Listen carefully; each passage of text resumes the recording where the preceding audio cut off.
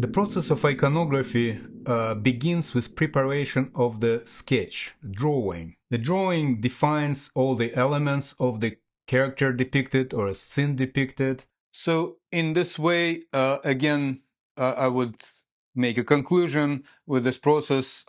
Important to start with larger outlines, larger forms, and to go into smaller. Putting tracing paper on existing sketch, securing it with a piece of tape, and going over with the pencil lines. This repetition of the sketch shouldn't be done just mechanically. You should concentrate on what you're doing and kind of put your mind into why these lines are done in a certain way. The easiest way to transfer the image onto the board is to use a transfer paper that is a thin tracing paper-like material that is stained with the graphite on the back.